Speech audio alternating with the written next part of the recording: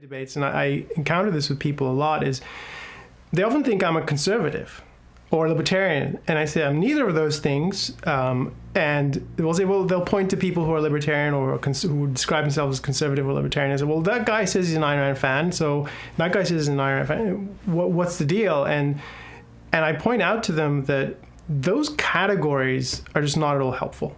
They're vague. They don't really capture any kind of ideological substance anymore. They actually think that's been true for 50 plus years. And it's much clearer and much more helpful intellectually and just in our own lives to think in terms of the principles involved. And so I like the way you put it, which is it's about free societies and innovation that is made possible in those free societies. And freedom is not the same thing as democracy, though they go together, because free societies typically have democratic are not institutions. dictatorships. Yeah. And you can have a free society that is basically democratic in its many institutions, the way we elect representatives and so forth. But that's not the essential feature of it. The essential feature is the protection of individual freedom. There are democracies that are totalitarian. I mean, Iran has democratic institutions, but they have elections, right? And so why isn't it a democracy? And there are other countries. So democracy is a feature of a society, but it's not a fundamental that helps us understand it. And so that's why when I talk to people, I say Ayn Rand was for these principles in morality, these principles in political philosophy, and that's where she stands. She stands for the individual. She stands for capitalism. And there might be some superficial commonalities with people who regard themselves as on the right, people who regard themselves as on the left. But she doesn't belong in these categories because these categories are not at all clear. And those are collectivists in themselves, in nature, by identifying yourself as whatever one group, whatever one side. I think they've become that. They've become essentially tribal groups. And you see the way people fight and talk about the other side as if, I studied tribalism in the Middle East in some of my research, and there's uncanny resemblance to the way people talk about the liberals or the conservatives and how their crimes against us and how they're trying to sabotage our guy here. And it is not about the ideas anymore. Yeah. It's about tribes, and it's because what you notice, they're not upset if their guy does something that we know is wrong, that the other side, if the other side did it, they'd be up in arms. And it's interchangeable. Yeah. It's true for both sides. And that's the hallmark of, they don't care about what's true and good. They care about who's in power. Who wins. Yes. I used to have pretty distinct views, on one side. And I think just over the last couple of years, and especially the more conversations I have, I've just, I feel much more comfortable kind of sitting back and learning, realizing I know so very little,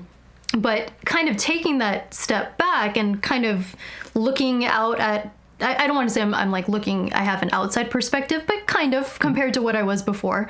I feel it's so crazy to me. I look at, like you just said, literally people on both sides calling out the hypocrisies of the other side. And I'm like, well, yes, but also, do you not see the irony in what you just said? It's absolute tribalism right now. It's a really weird time. Yeah. I mean, one of my colleagues wrote a piece in our publication, New Ideal, about Trump's visit to North Korea. And it was an excellent piece, and I recommend people look it up. It's by Ben Baer. And it really brings this home, because if you guys remember, it wasn't that long ago that President Obama went to Cuba. And a lot of the people on the right who are still around in the commentary and talking heads on TV, they were up in arms. This was a big surrender to the communist regime, and this is a sellout. This is one of the worst things Obama ever did. Now, fast forward to the present, Trump goes to North Korea, which is a much worse regime than Cuba. I don't have anything. I think Cuba is hellish, but North Korea is hell on wheels. And so he goes to North Korea, and the same people are applauding it. Now, if there were some different facts and circumstances that made a difference, I would understand it, but there aren't, and they're not making a case that's the case. And there's hypocrisy on both sides. So the people who are condemning Trump for going to North Korea are the same people who applauded Obama for going to Cuba and shaking the hands of a dictator. In both cases, it's the same action. The leader of the free world is giving moral endorsement to a dictator or an authoritarian ruler. And the fact that we have that hypocrisy on both sides is an excellent example of it's tribal. It's not is it right or wrong to do this sort of thing? What's the right policy? What are the principles relevant here?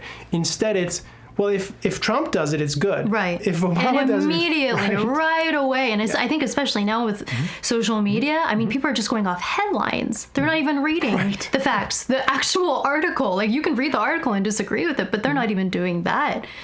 Hey everyone, thanks so much for watching the episode.